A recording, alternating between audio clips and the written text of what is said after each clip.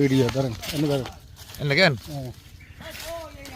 আসসালামু আলাইকুম। আমরা এখন আসছি রূপালী বাগানে। এটা হলো রূপালী বাগান।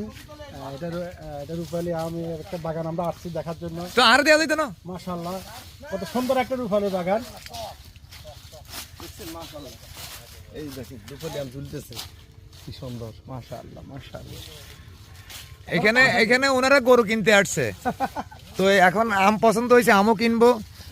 আর ইনশাল্লাহ রুবেল পাটোয়ারির আমার টার্গেট ছিল 2 গাড়ি গরু করার জন্য। এখন রুবেল পাটোয়ারিকে 1 গাড়ি করেন, এটা তো আমাদের নিজেরও লাগে, কেননা পাটোয়ারিদের একটা সুনাম আছে। তারপরে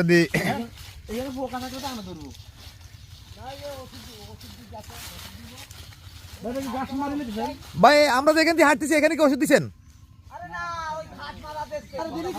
ওষুধ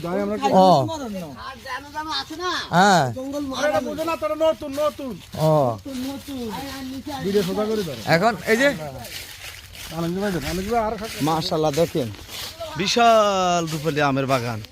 প্রায় আমার মনে হয় বিনিয়োগ করেন, তারা এভাবে করেন না, এরা নোয়াখালী বাংলাদেশেই করেন।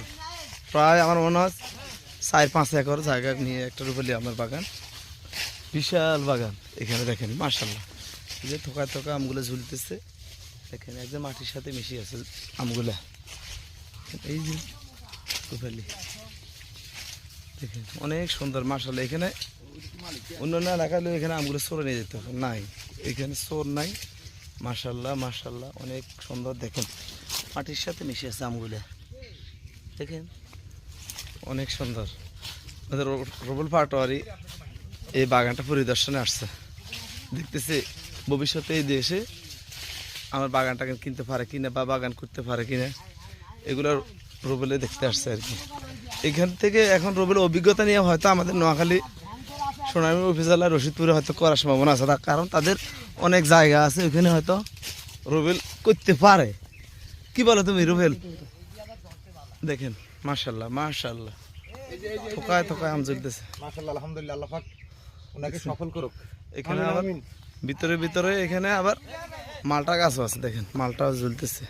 আবু কুদ্দুস, ওই হিন্দি আবু কুদ্দুস, ওই বিশাল এটা হলো বাগান, আরো আছে এদিকে, এদিকে আরো বিশাল। এটা আমি এগুলো তিল, চিনে দিছি, এরা তিল খেত চিনে না, এগুলো হচ্ছে কারণ তিল। নোয়াখালীর মানুষ আমরা অবশ্য চিনি না, নোয়াখালীর মানুষ। এদিকে তো না, তো এগুলো তিল, এগুলো আর আমি কাটে ধরে তিল তিসি ওই ধরনের ফসল আর কি, এটা তো আমরা চিনি না অবশ্য। দেখেন আম বাগান, আমার মনে হয় 5 একর ওই জায়গাটা। এগুলো কি গাছ? আবার দেখি সবগুলো শেষ করা যাবে না। বিশাল বাগান মাশাআল্লাহ মাশাআল্লাহ।